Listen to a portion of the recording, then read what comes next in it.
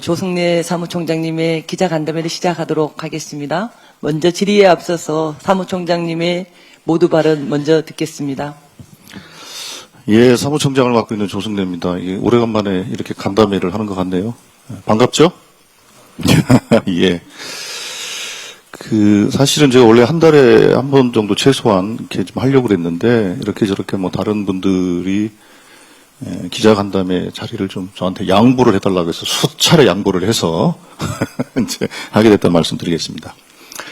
예, 말씀드리겠습니다. 오늘이 벌써 11월 30일이에요. 이제 2025년도 1년밖에 남지 않았습니다. 특히 이제 12월 3일이 곧 이제 다가오게 되는데, 12월 3일은 내란이 발발한 지 1년이고, 또 이재명 대통령이 취임한 지 6개월입니다. 그리고 지방선거도 정확히 6개월 남겨진 시점입니다. 여러모로 의미가 있는 시기인 것 같습니다. 뭐 조금 이르긴 합니다만, 지난 내란 발발 이후 1년을 되돌아보면 사실은 많은 일들이 있었습니다. 12월 3일 비상계엄, 불법적인 계엄이 있었고, 그 뒤에 윤석열 대통령에 대한 탄핵이 진행이 됐고, 12월 14일 날 탄핵안이 국회에서 가결돼서 헌법재판소에 넘어가고, 그리고 나서 윤석열 내란 수기에 대한 체포영장 집행을 위해서 한남동으로 체포영장 집행을 위해서 수사관들이 갔던 상황들도 다 기억을 하실 겁니다. 그게 불과 얼마 안 된 일입니다. 그리고 나서 윤석열이 구속이 되고, 구속이 되는 그날 구속영장이 발부됐던 서부지방법원이 폭도들에 의해서 폭력난동이 또 벌어지는 초유의 사태가 벌어지기도 했습니다. 이게 다 아마 생생히 기억나실 겁니다. 그리고 나서 윤석열에 대한 석방이 있었고, 윤석열 대통령에 대한 헌법재판소의 파면이 있었고, 대통령 선거, 또 윤석열 재구속 등 일련의 과정들이 진행이 됐습니다. 정말로 숨가쁘게 달려왔죠. 그래서 지난 1년을 되돌아보면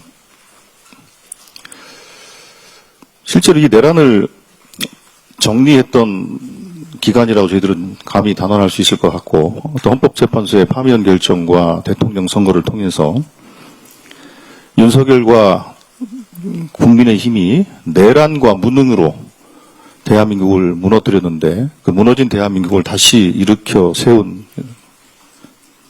세월이었다. 특히 지난 6개월은 특히 그렇다. 그래서 한편으로는 윤석열 12.3 내란에 대한 철저한 조사와 책임자 처벌을 한 축으로 했고, 또 한 축으로는 무능과 사익 축으로 무너진 대한민국을 회복과 성장으로 대전환시켰던 또 그런 축을 또 가지고 있다, 이렇게 말씀을 드릴 수 있을 것 같습니다. 그런데 내란과 무능으로 대한민국을 위기로 빠뜨린 국민의힘은 진정어린 사과는커녕 계엄이 민주당 탓이다 이러면서 아직도 내란을 옹호하고 있고, 장외 집회 등 아스팔트 선동을 일삼으면서 국정에 심각한 장애물이 되는 것은 물론 대선에 대한 불복까지 노고를 하고 있는 상황이다. 이런 점에서 보면 국민의힘은 내란 동조 세력으로 위헌정당이라는 헌법적 해산뿐만 아니라 국민의 심판으로 정치적 해산까지 겪게 될 것이라고 생각합니다. 아까 말씀드린 것처럼 내란에 대한 철저한 조사와 책임자 처벌을 한 축으로 했다고 말씀을 드렸는데, 현재 3대 특검이 출범해서 윤석열, 김건희 내란 세력과 사익 추구 세력에 대한 광범위한 조사와 구속, 재판 진행 등을 통해서 그 전모를 파악하고 책임자 처벌이 시작된 성과를 갖고 있습니다.